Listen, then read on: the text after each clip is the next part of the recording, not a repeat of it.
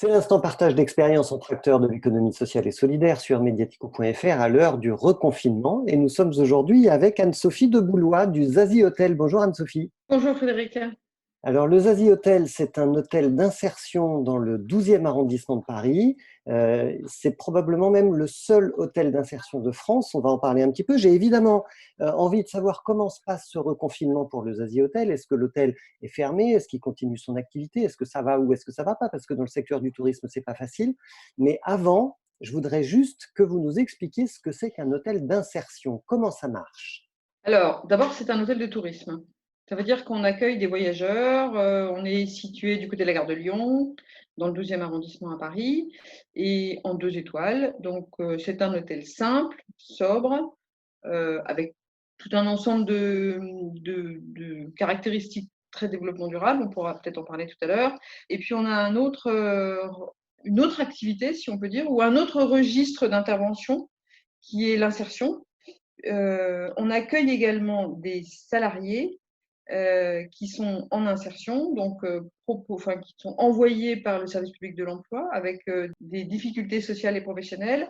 Nous les salarions, nous les employons et ils apprennent aux Asie Hôtels 2 métiers, les métiers de l'entretien et le service des étages et les métiers de la réception.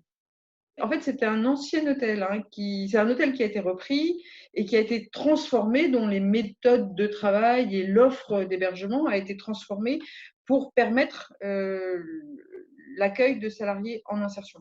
Donc, il y a eu des petites modifications substantielles. On a rencontré en fait la question du développement durable, c'est-à-dire on modifie typiquement, on a réinternalisé toute la blanchisserie, toute la buanderie, enfin toute l'activité de nettoyage du linge a été réinternalisée non pas par principe, mais parce qu'on avait besoin de créer de l'activité, notamment des activités un peu asynchrones, parce que dans un hôtel, on n'est pas plein tout le temps de la même manière.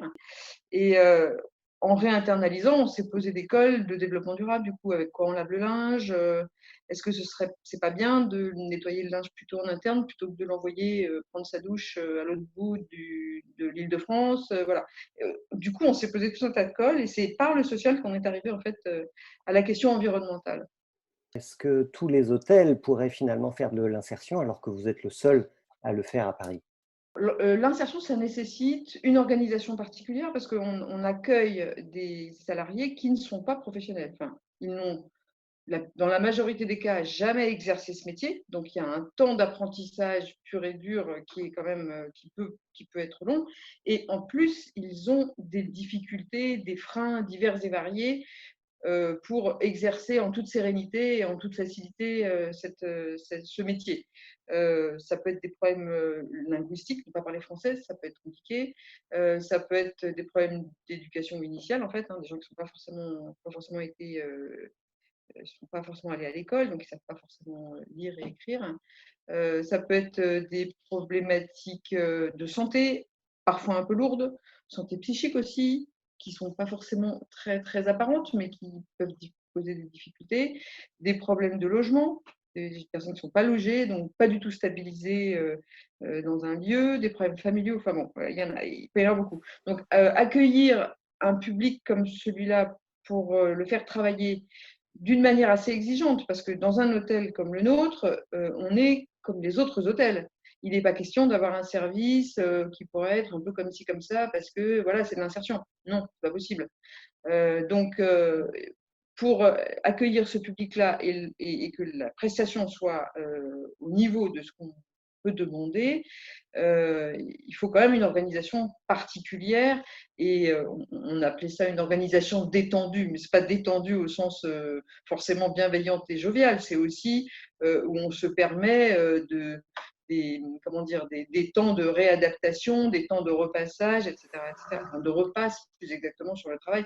Donc il faut une organisation particulière. Je ne pense pas que ça soit possible dans toutes les circonstances si on n'est pas dans le cadre d'une entreprise d'insertion. Cela dit, quand on parle de responsabilité sociale, par exemple, responsabilité sociétale des entreprises, il y a tout un tas de pratiques ou de petites idées ou de petites astuces qui sont pratiquées dans les entreprises d'insertion et qui peuvent très bien s'adapter aux entreprises, en fait. Et pour ça, je pense que oui, il y a matière à augmenter les passerelles. On parle toujours des passerelles entre les entreprises d'insertion et les entreprises qui ne sont pas en insertion. Dans l'organisation et dans les pratiques de travail, il y a des passerelles à faire aussi. Alors dites-nous Anne-Sophie, comment se passe ce reconfinement sur l'activité du Zazie Hotel aujourd'hui? Vous êtes ouvert, vous êtes fermé, vous avez du personnel, vous avez des clients? Alors, c'est très compliqué. Depuis 8 mois, là, on passe d'un problème, enfin, d'une situation à une autre et d'une configuration à une autre. Là, au jour d'aujourd'hui, on reste ouvert aux réservations pour les gens qui nous connaissent un peu, qui savent nous trouver par téléphone notamment. On a fermé tous les canaux, les gros canaux de distribution, parce que c'est pas forcément des gens qu'on connaît et qui vont comprendre la manière dont on peut les accueillir dans ces situations-là. Mais on a en fait, depuis, je crois que les derniers clients sont partis il y a 2 jours ou 3 jours, et on n'en a pas avant mercredi prochain. Donc on aura 5 jours quasiment blancs. Ça rappelle un peu la situation qu'on avait en mars, mi-mars, avril, mai, où on est resté potentiellement ouvert, mais où en fait on a eu quasiment personne. Votre hôtel, c'est un hôtel qui comporte une vingtaine de chambres, hein, je crois. Oui, 20 chambres.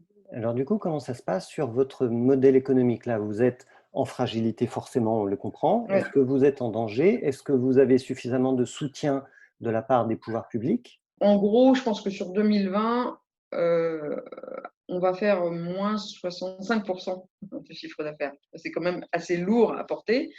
C'est une situation qui est probablement typiquement parisienne, hein, ça ne se passe pas forcément comme ça partout ailleurs.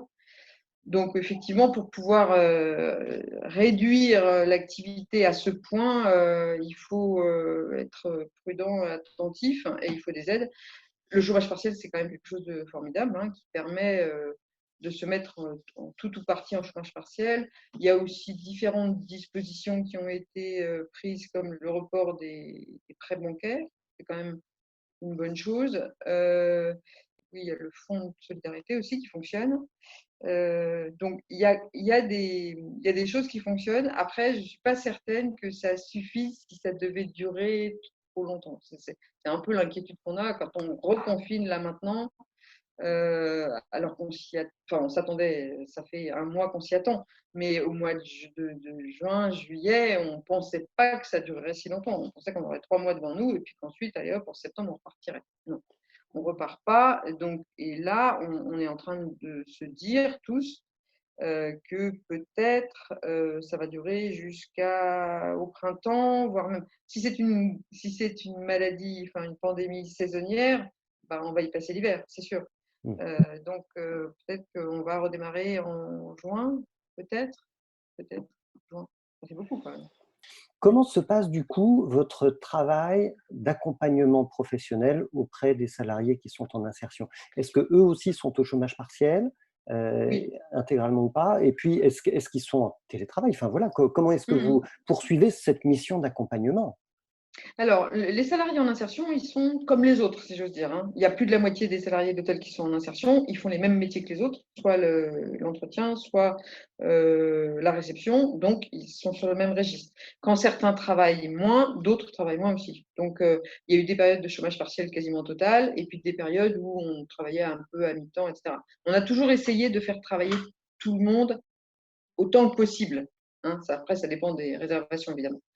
Mais c'est vrai que la première question qu'on s'est posée, c'était celle de l'accompagnement, tant et si bien que la seule personne qui n'a jamais été en chômage partiel, c'est le chargé d'insertion, en fait. Lui, il travaille depuis le début, il n'a eu aucune interruption et aucune inscription en chômage partiel. Euh, Après, l'accompagnement social et professionnel dans un contexte où on ne travaille pas, c'est compliqué parce que forcément, ça veut dire qu'on peut perdre éventuellement une partie sur le travail pur et dur, juste sur le travail.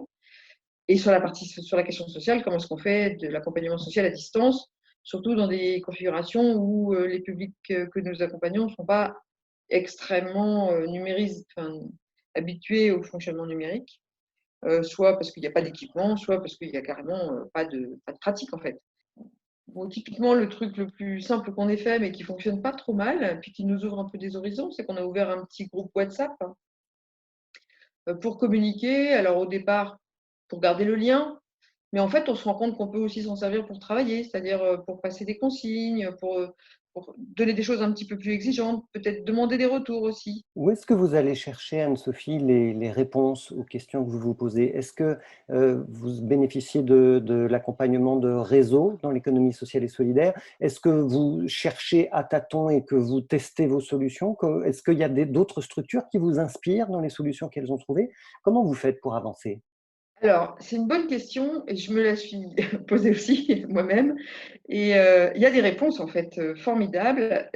C'est le collectif. C'est vrai que moi, je me suis lancée dans cette aventure en n'étant pas hôtelière et pas vraiment dans l'insertion, même si j'avais un peu participé ou contribué à ce monde-là, et pas chef d'entreprise. Donc, j'avais quand même beaucoup de choses à apprendre. Et en fait, j'ai tout de suite adhéré à beaucoup de structures fédératives.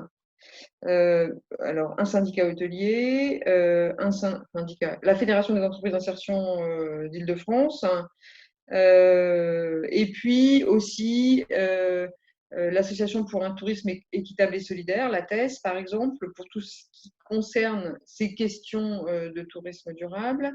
L'UNAT, le tourisme social. Il y a énormément de structures en fait qui par les instances délibératives, les regroupements, les formations qui sont organisées, les questions qui sont posées, etc., permettent énormément d'avancer. Et au moment du Covid, heureusement qu'il y avait toutes ces structures. Parce que là, il a fallu réfléchir complètement différemment tout d'un coup. Tout ce qu'on croyait être de bonne méthode est devenu faux. Donc, il a fallu tout revoir et tout recommencer. Et heureusement qu'on a pu en parler. Il y avait pas les méthodes n'étaient pas proposées top-down, hein, c'était pas du tout comme ça que ça s'est passé. Mais échanger avec des confrères ou des collègues, c'est la seule solution pour trouver le bon équilibre pour sa propre structure.